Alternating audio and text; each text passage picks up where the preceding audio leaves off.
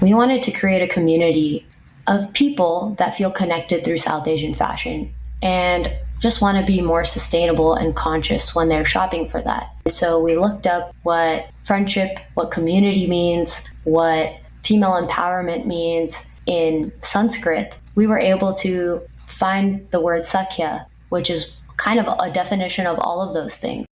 Sakhya is a marketplace, a resale marketplace, where you can buy and sell pre-loved South Asian clothing. Our job at Sakhya is, as the intermediary between these two sides of our marketplace, is to ensure that both parties are happy, one with the sale and one with their purchase. And so it's a really hassle-free, simple way to clear a closet, make some money, be sustainable, and kind of pay it forward. Welcome to Mindful Businesses, presented by Sarani, and I'm your host, Vidya Iyer. In our podcast, we bring to you brands that are mindful in their practices and processes. A mindful business employs sustainable social, economic, and environmental practices. Today, we have with us Priyasha Shah, founder of Shop Sakhya, South Asian fashion resale. She joins us from New York City, New York. Welcome, Priyasha. Hi, Vidya. Thank you so much for having me. Indian and other South Asian countries are known for their fabrics, from raw cotton to silks. The traditional generational craftsmen, even to this date, weave using techniques, tools, and methods that they learned from their forefathers. Indian saris and outfits made by skilled artists, embroidered and with vibrant colors, have of late been seen at the Cannes to the Met Gala. Where do you think this trend is going? I've grown up, and just as a preface, my mom has been a huge inspiration for me growing up and watching her drape herself in beautiful South Asian, fabrics, textiles, like you mentioned, that are just fully adorned with all this ornate embroidery. To be able to see it on, Western stages now at such high-end fashion houses, different designers in the US, adopting a lot of those techniques. It's really, really beautiful to be able to see South Asian fashion being put on the global stage now. And being born and raised in the US, being able to see that kind of come to fruition and grow so much throughout my lifetime and my generation has been really empowering, because it makes me want to continue to showcase the beauty and the artistry behind South Asian fashion. Most of our trips to India, for me, my girls, and my family, is we would always have a few days dedicated to do our shopping for Indian clothes. What was your experience going back to India?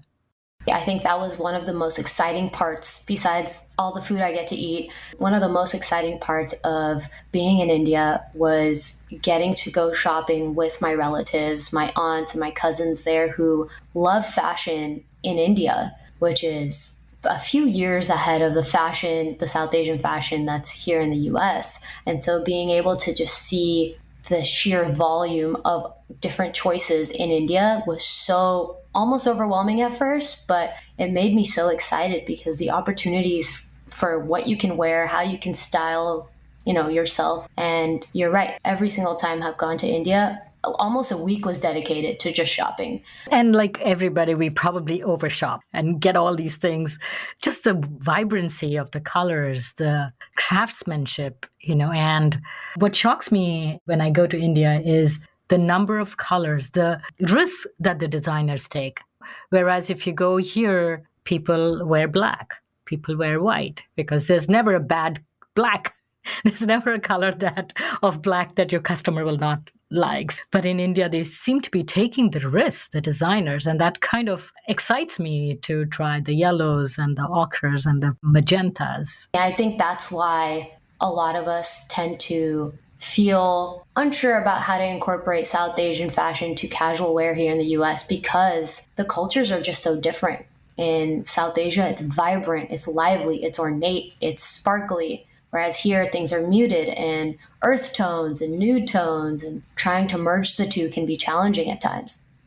From this, let's segue to what do you do? You have a business and it resells South Asian fashion. Correct. Sakhya is a marketplace, a resale marketplace, where you can buy and sell pre-loved South Asian clothing. Whether you've been sitting on a few years of really beautiful, great condition pieces that you've only worn 2 or 3 times in your life, you can list that online with us to sell. And there's a huge market here in the US, other parts of the world as well, that are looking for just sustainable and accessible South Asian fashion. Not everyone has that access that you and I spoke about, where we can just go to India and shop for 2 to 3 days to go and find affordable South Asian clothing. So it's just imperative to be able to create a space where people can access that here in the US in an affordable and sustainable way. And I'd like to stop for a moment and explain to people what the word Sakhya means. The origin of Sakhya started by myself and my co-founder, who's my best friend. We were kind of brainstorming, what does this business really mean? I think what we distilled it down to was we wanted to create a community of people that feel connected through South Asian fashion and just want to be more sustainable and conscious when they're shopping for that. And so we looked up what friendship, what community means, what female empowerment means in Sanskrit. We were able to find the word Sakhya, which is kind of a definition of all of those things: community, friendship, empowerment through friendship. And that just stuck. And it felt like this is exactly defining what our mission is. Basically, I would say more than friendship. It's a complete mutual love and bond between women is what Sakhya, in my mind, means. And I think that's the community where you have a lot of clothes and, hey, here you can get it for half the price, one-fourth the price of what I paid. As a lot of us know now who attend extravagant weddings here in the US and over the years have become more and more beautiful, extravagant, just the grandeur is on a different scale now. We feel as though we have to kind of match that in the clothing we wear, but South Asian fashion in the US is so expensive, growingly expensive, where it's becoming less and less accessible for a large population of South Asians and non-South Asians as well. And often people may not want to be seen in the same clothes in a wedding in the same season, right? Because you're posting on Instagram, you're posting on social media, and often it's probably a cousin or a friend who mingle in the same circles. So you need to keep on buying those clothes for every wedding. You can end up accumulating quite a few of those. Absolutely. So I have all these lenghas or salwar kameezes. How do I put it up on your website? We currently have a self-serve platform, which we launched about 1.5 years ago, where you just need a few pieces of information about each of the outfits you're interested in selling. That includes some photos that you've taken, a few measurements, a brief description, and the condition of the outfit. And using our online tool, you can submit a listing for each outfit, which will then directly translate to a listing that goes on our platform. And you will see it live within a few days. But on our end, we have our curation team, which is myself and a couple of others that we've added to the team, who look through the pieces digitally, make sure that we have all the information we need. The photos are in the right quality and the right file type, all these different digital kind of requirements and criteria. But within minutes, you can upload your listing and we will do the rest of the work to find buyers for you. And as soon as we find you a buyer, they can place an order directly on our site, and we send you a shipping label and you directly ship your outfit to the buyer. And so it's a really hassle-free, simple way to clear a closet, make some money, be sustainable, and kind of pay it forward. Something that, you have sitting in your closet could be very valuable to somebody who would need it for their next event. That's a little bit how our seller process works. So do you tell them which angles to take it? Because you want your site to have a cohesive look, right? So do the sellers listen to it? Do they pay heed to it? Yeah, I think this is a really big component of understanding what is going to help our sellers as best as we can. We have two different types of users on our platform. We have people who want to upload their outfits to sell, and we have buyers who are interested in buying. So we're kind of trying to figure out how to best create a platform that makes the selling process as easy as possible. And a lot of that has to do with educating and providing resources for our sellers to show them, hey, this is how you take photos. This is the type of photo. This is the lighting. This is, the distance away from the outfit. This is the quality of photo you need to market your items to make them look like something that people would want to buy. You are listing your outfits for sale, so you want to make them look as beautiful as possible. And a lot of the times that's a challenge for our sellers because they might not be as digitally savvy or know how to take the right types of photos. With the growing popularity of Reels, do you allow videos? It would probably humanize it if I say, hey, by the way, I'm Vidya. This is my sari. I bought it for my wedding and I would like somebody else to use it. Have you thought about videos? We have considered it. I think it's something that we would love to get into in the future maybe, but right now, even handling the education around how to take proper product photography of your own outfits has so many variables that we feel that videos might add an extra complexity for a lot of sellers. So we're trying to keep that seller process as simple as possible so that the barrier for them to feel like, hey, this is something that I can actually do on my own is as low as we can make it. Any new business, first sale is very exciting. Which was your first sale? Do you remember? Absolutely, I remember. It was a friend of mine, actually. She is not South Asian. However, she has a lot of South Asian friends in her community. And so she was looking to purchase something from Sakhya. And she actually ended up buying one of my mom's old silk saris, which is so beautiful. It was like a watercolor print silk sari made in India. My mom's had it for several years. And she was our first buyer. And that, I will never forget that just because she's a dear friend of mine and she's never owned a sari before, I think. And to have her support in that way meant a lot to me. But also the fact that it was my mom's and it was something that was vintage and just, taken such great care of. It was special.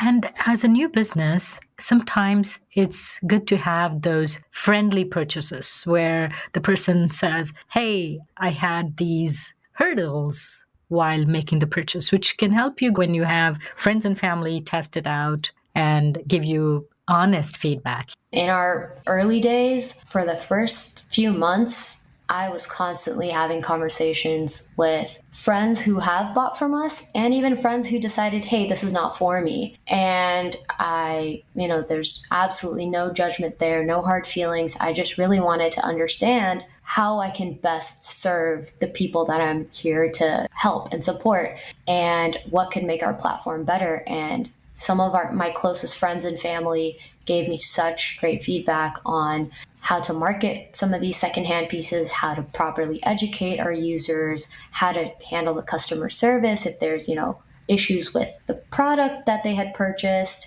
because Sakhya doesn't actually see any of our products that are bought and sold on our platform in person. Everything is digital. That's a huge part of the trust that we're creating within our community is sell something that you would want to purchase yourself and sell something in great condition and make sure that it's taken care of so that the person buying it from you has a great, pleasant experience and would want to buy from you again. And so that initial feedback in the early days meant a lot. So how do you assure that what they're even posting is what they have? They may say in good, excellent, liking new condition, whatever the different levels of condition are, but there may be a food stain, folded and you never see it. How do you assure that it's clean, it's what the seller says it is? Presenting your outfits for sale, you want to be as honest with potential buyers. It's in your best interest to do that, especially when you're working with a third-party seller like Sakhya, someone who's facilitating these transactions, just because we're creating a trusted marketplace.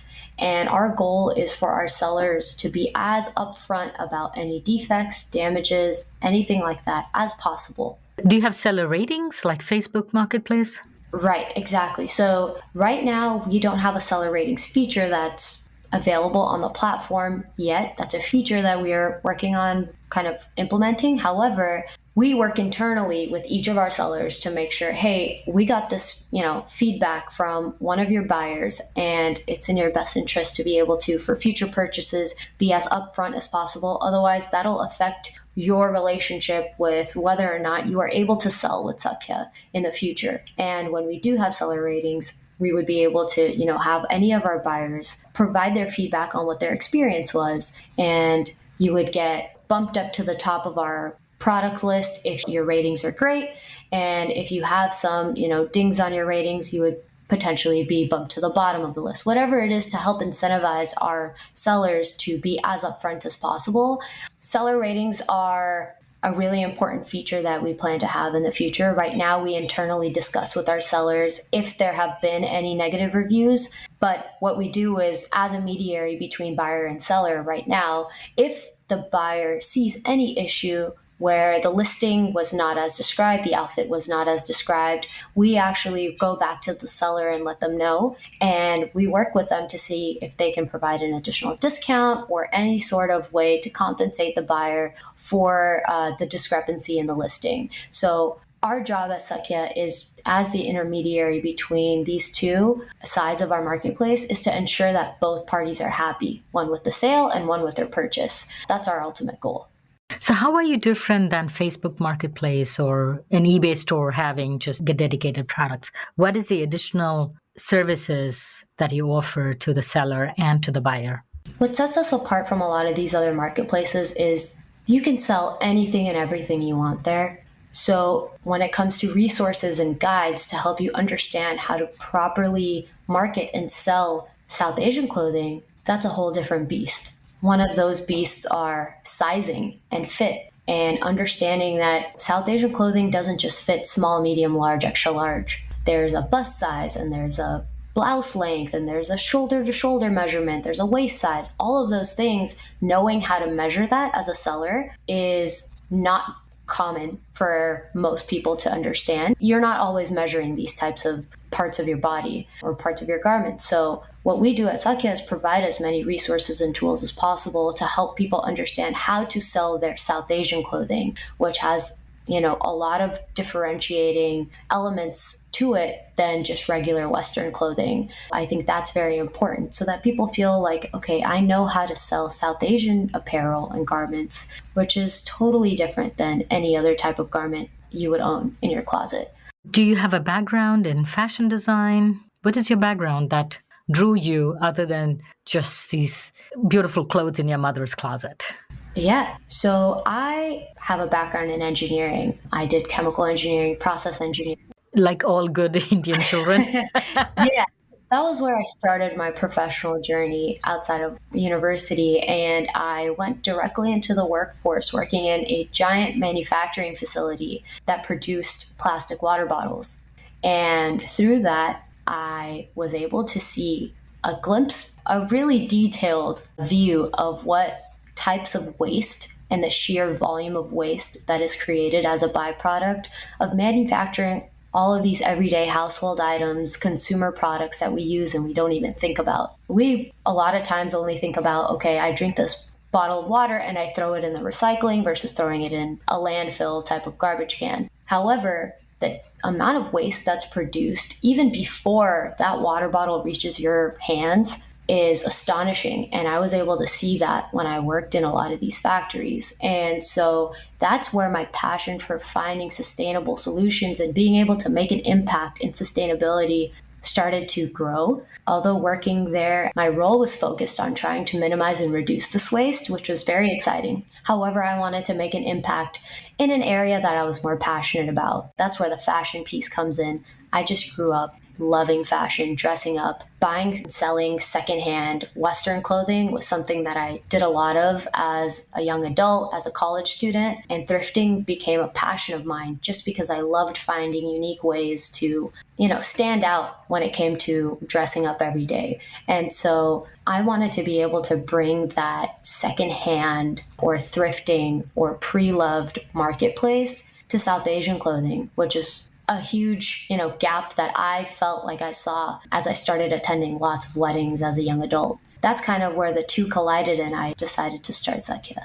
Yeah, and vintage clothing is so in. My kids are wearing my old clothes. I would have saved far more of them if I knew I would have girls who would actually wear my clothes. How do you give washing instructions? Is that not your responsibility, or care instructions? Because these fabrics are numerous and often artisanal. They don't really come with a care label. So, do you offer some suggestions or support or resources? Yeah, we do provide resources around how to take care of your garments so that they do become something that you can sell in the future. So, a lot of garments don't, like you mentioned, don't have care labels. A lot of them can only be dry cleaned, and some of them can only be hand washed and not even dry cleaned. And it's important to be able to understand that. I think there's a lot of education that still needs to be done around that. But one of the biggest things that we urge all of our sellers to do is when you are wearing your own outfits, think of it as something that you are taking care of and investing in so that you can sell it in the future. So whether it is instantly, spot cleaning any stains, or making sure that you go to the dry cleaners right after you've worn it to take care of it. That way it's in the best condition you can sell it at. Now, these products are on your platform. The pictures are beautiful, attractive. The descriptions are there, potentially, any condition notations. And who decides the price? We have a guide around kind of a rule of thumb for how to set pricing depending on the condition of your outfit, the style of the outfit. We let our sellers set the price ahead of time, and they get to determine what they would feel comfortable selling the item at. However, what we would do when we kind of do our diligence to review each outfit that has been submitted as a listing is we actually truly check all the components of the outfit digitally to make sure, do we think this is going to sell at this price point based on data from, we've been collecting for several months and a couple of years now, to trends of which types of styles are popular and selling right now, what season we're in right now, what types of influencers are, pushing out the latest content regarding the types of brands they're working with. All of those things influence the market and what buyers are looking to purchase, even if it's secondhand. So those all come into play, and we suggest a price accordingly if we think that the initial sale price may be too high or too low. So the pricing is a very important component, because for me, item may be very valuable because of the sentimental value or what I paid, but the buyers out there may not be willing to pay the price that I think is the price that I wish. So your intervention, based on your knowledge, based on the data that you've gathered over the last couple of years, is important for the customer, for the seller to be successful, and through the seller for you to be successful.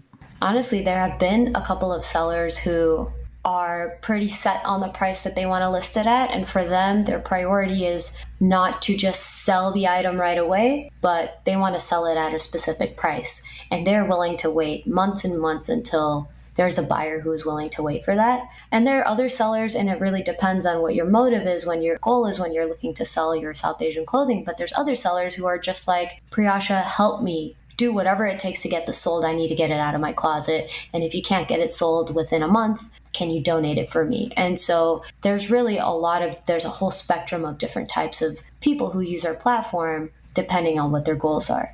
So do the buyers have an option of placing a bid on an item that they like, basically the auction model of purchasing?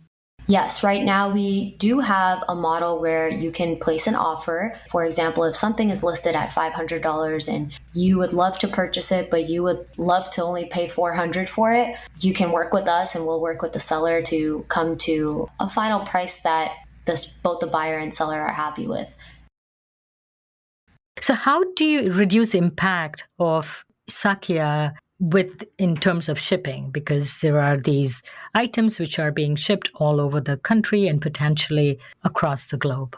Yes, our mission with Sakhya is to solve one sustainability issue in the fashion industry, especially South Asian fashion industry, which is these garments already exist. They're sitting unused in many of our closets all around the country. And so our goal is to be able to share those garments without contributing to overconsumption, new garment making, manufacturing processes that have a lot of byproducts of waste.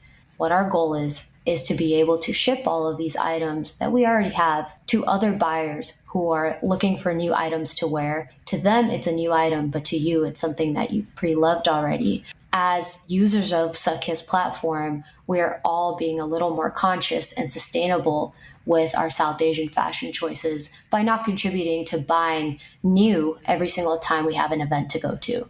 What is the most popular item that sells? That's a good question. The most popular item actually which sells are saris. A lot of people who are looking for unique textiles, very, very vintage silks, cotton saris, different types of Banarasi saris, things that are harder to come by at such an affordable price is one of the most common things that sell on our platform. Saris nowadays can be very expensive unless you shop directly from India.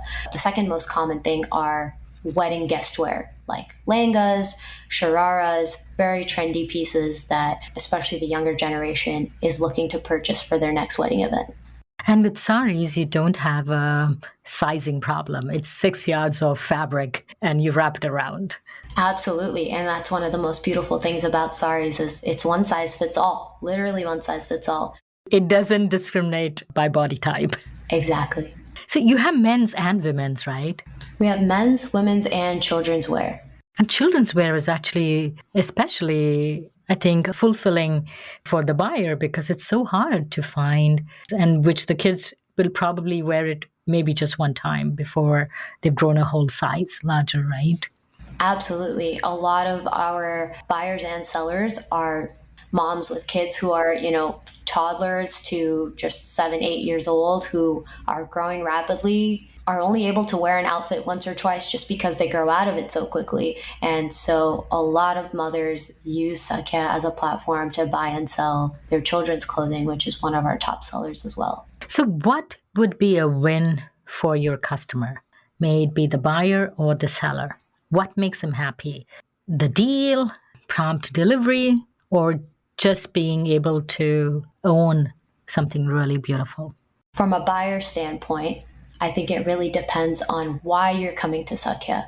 A lot of people are coming to Sakhya because they're looking to be more sustainable. And that is such a fulfilling thing for a lot of people who are passionate about that. Just knowing that they're contributing to a sustainable brand, a sustainable process, that on its own is, I think, a really rewarding thing to be able to support and make a purchase that contributes to that. On a seller's side, it's very similar, which is I get to find a sustainable way to pass my clothes along instead of just having them sit in my closet or tossing them or donating them. And I might be making, at least 50 to maybe even 80% of what I paid for it just by getting rid of it and giving it to someone else who can use it. So Sakhya is about 2 years old now? Yes, coming up on 2 years. Where do you see yourself in 5 years? Or maybe an Asian rent the runway, possibly? Or do you plan to scale up to that level? Our goal at Sakhya is to be a true, sustainable, and accessible hub for South Asian fashion. And that expands beyond the US. But I think there are many different avenues of becoming more sustainable within South Asian fashion that we have yet to even explore. Like, for instance? For instance, a rental marketplace, which is becoming increasingly popular within South Asian fashion. I envision even working with different brands who have excess clothing, surplus clothing that they just need a platform to support them to get rid of, 1 or 2 seasons old types of garments that they've had for, sitting in their inventory, warehouses. There's so many different ways to support not only consumers, but also other businesses who want to be more sustainable. And I can't wait for Sakhya to be able to support all of those. Wishing you all the best and success. Thank you, Priyasha, for coming on Mindful Businesses. Thank you so much, Vidya, for having me. You're listening to Mindful Businesses, produced and hosted by Vidya Iyer. We'd love to hear from you. Send an email to info@mindfulbusinessespodcast.com. If you learned a thing or two from this episode, share it with one friend. Click on the subscribe button to be the first to learn about our latest episodes. We recorded this podcast in Buffalo, New York. Theme music was composed by Tatum Gale. Roseanne Kurian is our marketing assistant. Ketan Karat is our podcast editor. Our advisors are Jim Stone and Anupama Pastricha. This is Vidya Iyer, but Mindful Businesses.